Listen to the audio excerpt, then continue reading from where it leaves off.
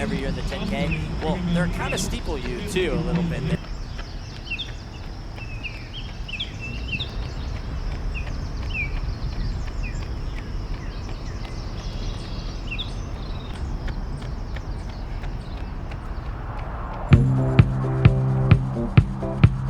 I don't always like to run, but as you guys saw in the intro, I've been running since high school.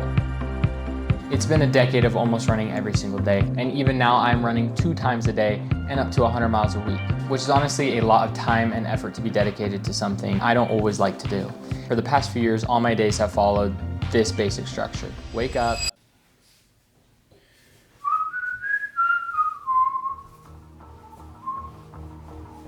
hit a run,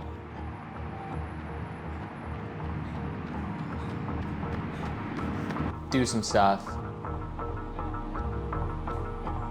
and then eventually go on another run. And sometimes it's throughout these days when I'm really tired, when I'm exhausted, when I'm feeling discouraged or just unmotivated or just not feeling all that great, the thought creeps into my head of, why am I even doing this?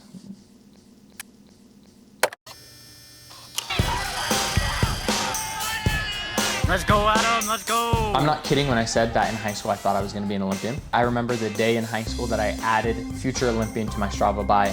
I thought it was going to be really cool. In a few years, when I make my first Olympic team, I would be able to say that I called my shot. And I was on the right track. I had a fairly successful high school season, and I walked on to a good distance program, and I even made a lot of progress.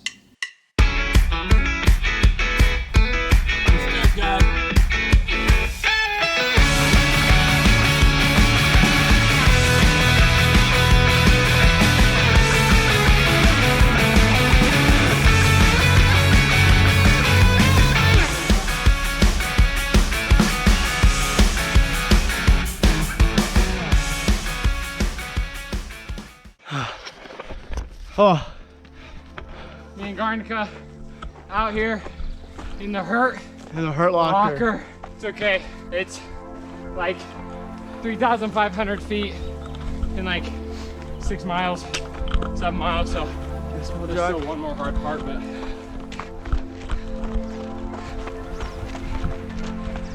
Look at that view. Unfortunately, like many other college athletes, my career didn't quite go the way I wanted it to. And maybe it's my fault for watching too many movies, TV shows, anime, because I was under the impression that you go to school, you work really hard for a few years, you go through a training arc, and you come out the other side as one of the best who've ever done it. When you are surrounded by people who are where you want to be, you just cannot help but believe in yourself. I'm forever grateful for the opportunity to even have a college career, and I wouldn't change anything that I ever did.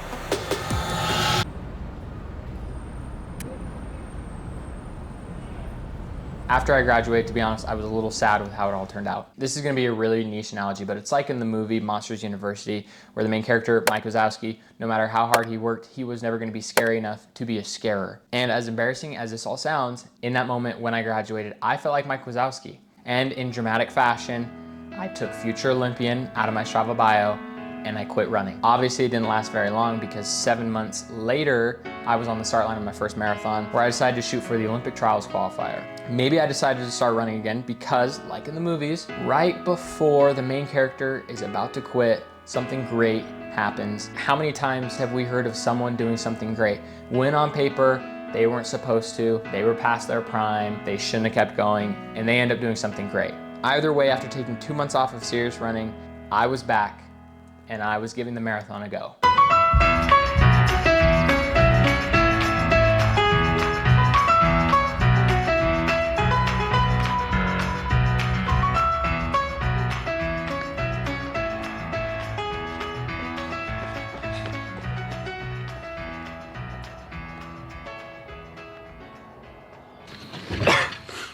That sucked.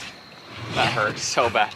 Last big workout before the taper. Just a rundown. What'd you do? How'd you feel? So I did a 2-mile warm up, 10 miles at 6-minute pace, and then 8 miles at marathon pace. But I didn't end up sticking it at marathon pace. But that's okay. I felt really tired. In a minute. Okay. Let it flow. And if you are a longtime viewer, you know that this is where I started my YouTube channel to document me trying to qualify for the Olympic trials. Out of college with a newfound belief in myself, you'd think that it would all be up from here. And man, did I underestimate a few things. I feel like people don't talk enough about that quarter life crisis. You know, that I just graduated, I'm not sure what I want to do for the rest of my life. Quarter life crisis, because there was a lot that was changing for me at that time. I just recently got married. I just recently started working at a hospital full-time, and as pathetic as that sounds, it was my first time ever having a full-time job, and I was training completely alone for the first time in my whole entire running career. And now this already looks completely different than what my life looked like in university. When I was going to college, I had 2 to 3 hours of classes on Monday, Wednesday, Friday, and as long as I kept up with my schoolwork, all I had to do outside of school was either run, get ready to go run, or travel to track meets. And my new life post-college, it was a lot for me.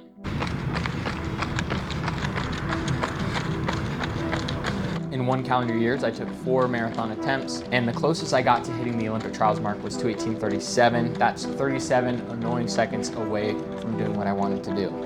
The OTQ or bust era of my running career was some of the most fun I've ever had with running. And after each attempt, I was able to make some changes and adjust some things to my new lifestyle. Looking back on my running career, there's a clear pattern. In high school, in college, and even now. Based off what I've said in this video, you might be thinking that the pattern is failure. But I'd be lying if I said I didn't have any success. In fact, I had a lot of success, and more often than not, I hit the goals that I set.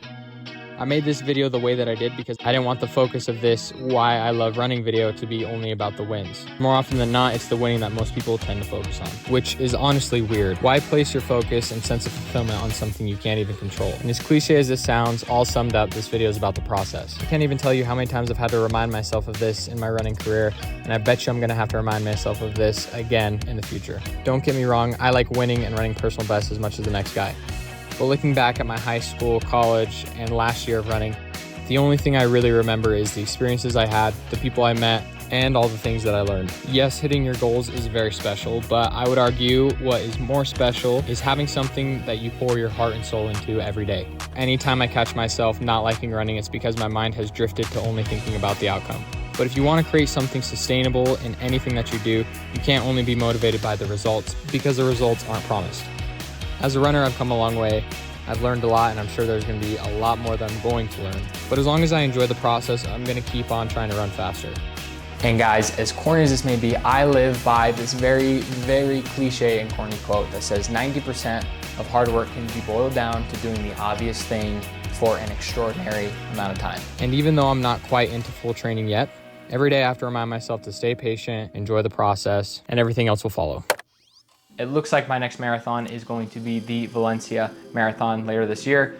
It was gonna be Chicago and still might be if I can get in, but right now I'm just happy to have something on the calendar. I'm just trying really hard to stay patient. Comment down below on why you like to run. If you haven't already, be sure to subscribe. Thank you guys for watching.